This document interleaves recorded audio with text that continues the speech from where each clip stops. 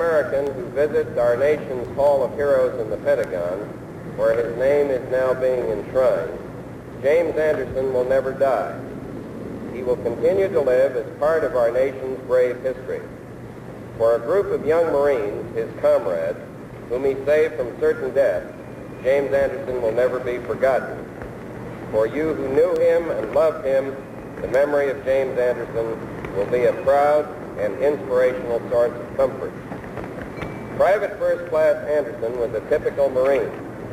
Like thousands of young Marines, he was an infantryman. He knew from the day he entered the Marine Corps that he was entering a man's world and that he would carry a man's responsibilities. Carrying a man's responsibilities in a man's world. An appropriate description of the typical Marine in 1968 or any year. Part of a close-knit team, he is still an individual and must, in the final analysis, depend upon his own personal strength to see the job through.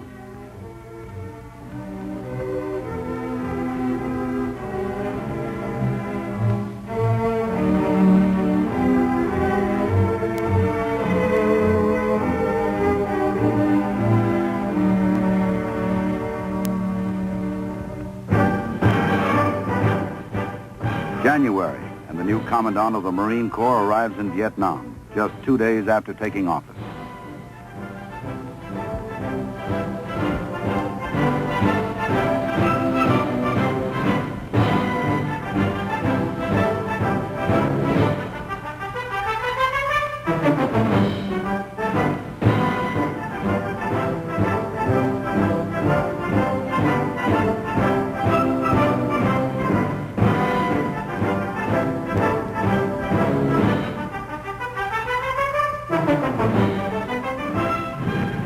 January 20th, Khe Sanh, and the enemy launches a determined major assault to overrun the area.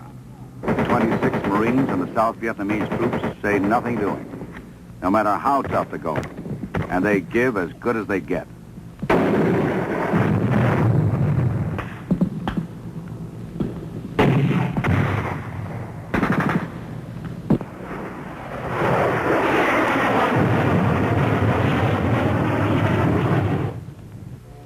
Whenever there's a chance, dig in a little bit more. And before you know it, there's more of Khe Sanh below ground than on top of it. Safer that way when the enemy starts lobbing them in. They don't all miss, not by a long shot.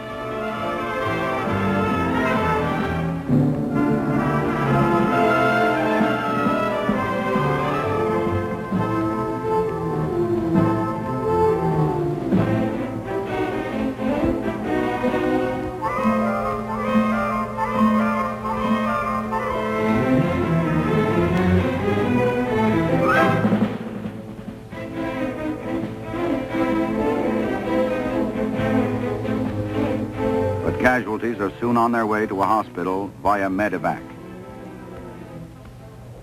Air support is tremendous, almost around the clock. And the Marine in the trenches of Khe Sanh knows his buddies up in the sky are doing everything possible to ease his situation.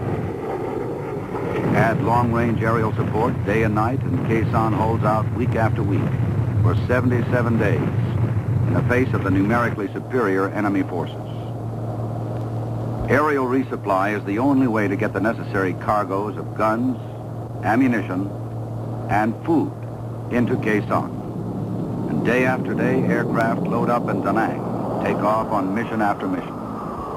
It's no picnic. Heavy enemy artillery fire makes every landing a game of chance, and some of the planes don't make it.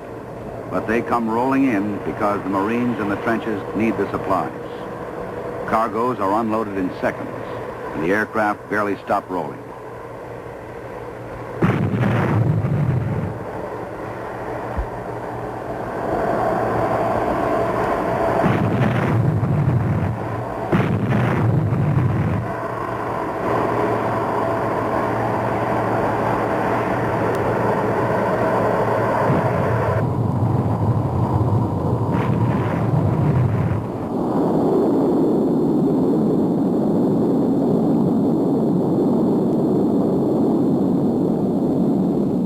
When things are too rough, supplies come floating in under parachutes. One way or another, they get there. Just 10 days after the initial assault, and while intensifying the pressure on Khe Sanh, the enemy launches his wide-ranging Tet offensive. For the Marines, this means Hue City.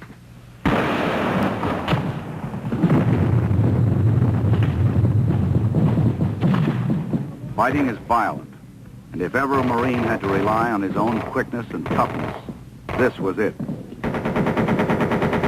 House to house, street to street, for 3 long weeks.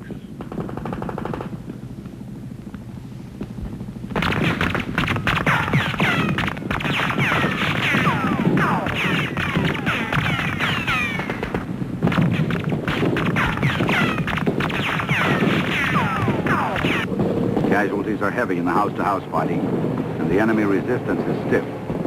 After the first day, Marines own just 2 blocks of the city. 2 blocks. And the price is dear.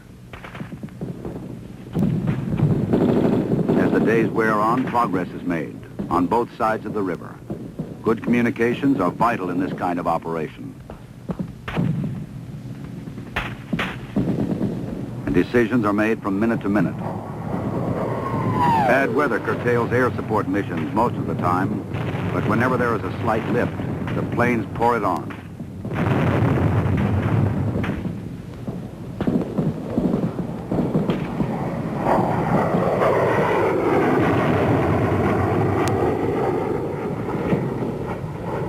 Maintenance and repair for equipment, tanks, guns, everything is a continuing problem. But the job gets done, on time, and the Marines in the streets get their resupply on schedule. Troops and supplies move up the river to join the battle for Hue. Fighting rages on both sides of the river.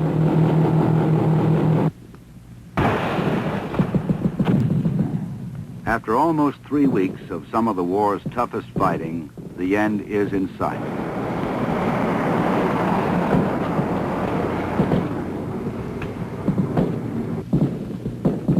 On the north side of the river, the enemy's position begins to crumble. Marines, along with the South Vietnamese Army, Marine, and Ranger units, move into the Imperial Palace.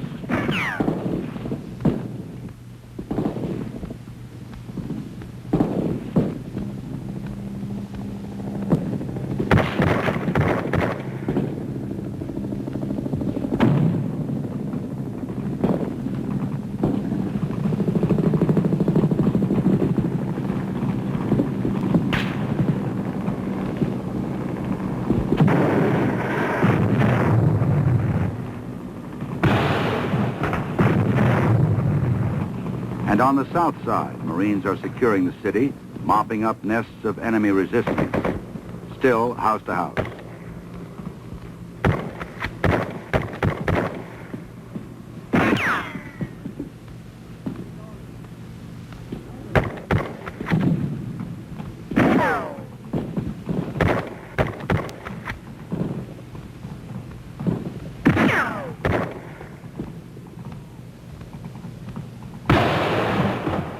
Finally, the job is finished. 25 days of heavy fighting. Enemy losses in the thousands. And each Marine knows he's been a part of a historic battle. Knows he rates the traditional, well done. But Khe Sanh is still under siege. The Tet Offensive is still underway. And more troops may be needed.